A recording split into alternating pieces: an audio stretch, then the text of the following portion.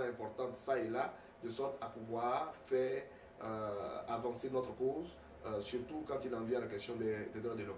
Est-ce que vous pensez que ça avance? Vous réussissez actuellement? Non, on ne peut pas dire que ça n'avance pas. Tout ce qu'on doit dire, c'est que ça avance. Pourquoi ça avance? Ça avance parce que quand vous avez l'occasion de faire une interview sur une chaîne de radio aux États-Unis, c'est qu'il y a des gens qui écoutent ces chaînes radio. Ça peut être des Africains, ça peut être des Africains américains, mais il y a au moins 2 ou 3 personnes. Je vous donne un exemple.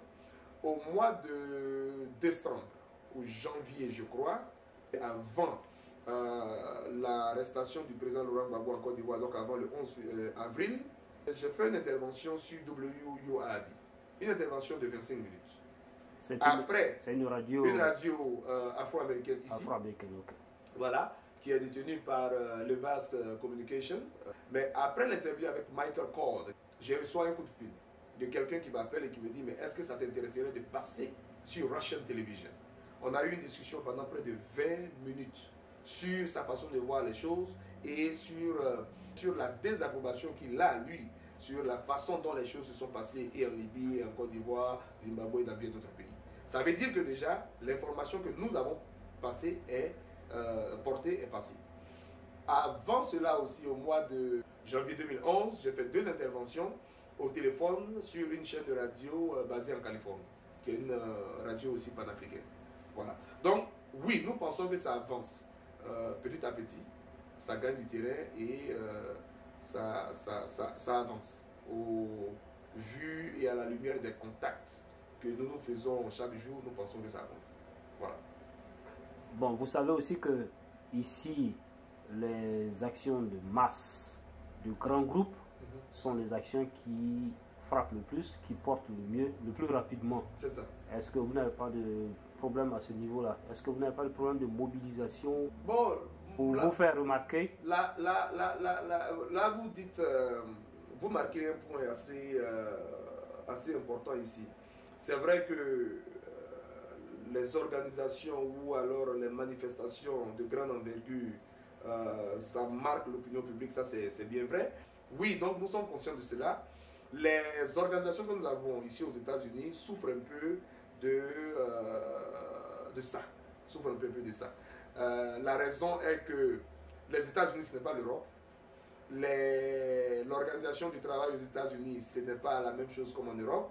Et donc, c'est vrai, à bien d'occasions, il nous est difficile de mobiliser des masses vraiment assez constantes, consistant des grandes pour pouvoir percer le mieux. Mais, tout au long de ce combat que nous avons mené et que nous continuons de mener, il y a eu des occasions où la masse est vraiment sortie. Mais aussi, il nous faut aller au-delà de ça. Parce qu'il ne s'agit pas simplement de mobiliser une masse de personnes. Aujourd'hui, nous pensons qu'il faut ajouter quelque chose à cela. La masse de personnes qui sort doit se traduire aussi en masse monétaire, en masse financière. Parce qu'on ne peut pas continuer ça sans moyens. Donc c'est une des raisons pour lesquelles vous organisez des fundraising, des levées de fonds? Oui, évidemment. Mais il ne faut pas collecter des fonds pour juste collecter des fonds. Nous ne voulons pas donner, là je vais vraiment insister là-dessus, l'impression à quiconque que la situation en Côte d'Ivoire aujourd'hui, ou bien même en Afrique, est utilisée comme un fonds de commerce pour pouvoir appâter les gens et cela, ce n'est pas de ça qu'il s'agit. Les fundraising au niveau de Philadelphie, par exemple, pour vous donner l'exemple de ce que nous faisons à ADDD ici, nous avons des réunions hebdomadaires. Et ces réunions hebdomadaires servent aussi de lieu de fundraising. Voilà. Et c'est dirigé vers les réfugiés, les victimes de guerre. Et aujourd'hui, la presse, on ne peut pas parler des droits de l'homme sans avoir une presse libre, une presse indépendante. Une presse qui est capable d'apporter la contradiction aux médias d'État, aux médias détenus donc par les tenants du pouvoir. Donc voilà les canevas dans lesquels nous travaillons donc avec les levées de fonds dont vous parlez. Donc c'est la raison pour laquelle nous faisons cela, parce que nous avons estimé que individuellement, de façon spontanée, ce serait un peu difficile, mais en faisant un fundraising une fois ou 2 fois l'année, on arrive quand même à collecter suffisamment de fonds pour atteindre nos objectifs et mener à bien nos activités.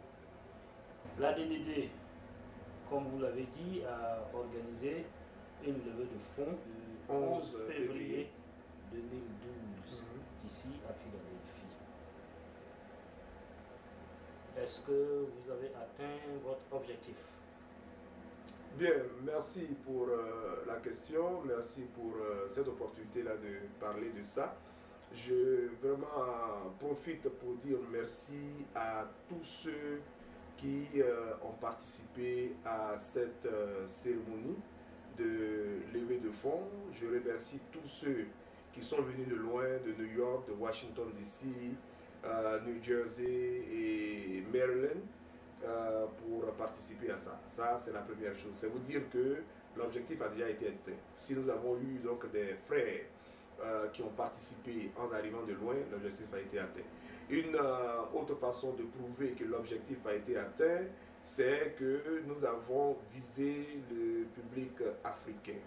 Et à cette cérémonie, nous avons enregistré la participation de frères du Cameroun, de frères du Nigeria et de frères des Caraïbes, de Trinidad et Tobago. Ça veut dire qu'à ce stade-là aussi, nous avons atteint l'objectif parce qu'il s'agissait aussi de faire passer l'information. En termes de finances, évidemment, je sais que c'est à cela que la question se rapporte. Nous avons atteint notre objectif en ce sens qu'en sortant de la salle, nous avons fait un bénéfice net, mais nous avons collecté $6 000. Et donc, à ce stade-là, en tenant compte des moyens que nous avons mis dans l'organisation, nous en sortir avec $6 000, je crois que nous avons atteint notre objectif. Et à qui vous destinez ces fonds recueillis? La levée de fonds a été faite pour venir en aide aux réfugiés ivoiriens qui sont nombreux au Ghana, au Togo, au Bénin, et au Libéria et dans bien d'autres pays. Il y a aussi les personnes déplacées internes, qu'on oublie le plus souvent. Les déplacés internes, selon la définition donc, de l'Organisation mondiale chargée des réfugiés, c'est ceux qui ne sont pas sortis de leur pays où il y a une crise, mais qui ont quitté leur lieu habituel de résidence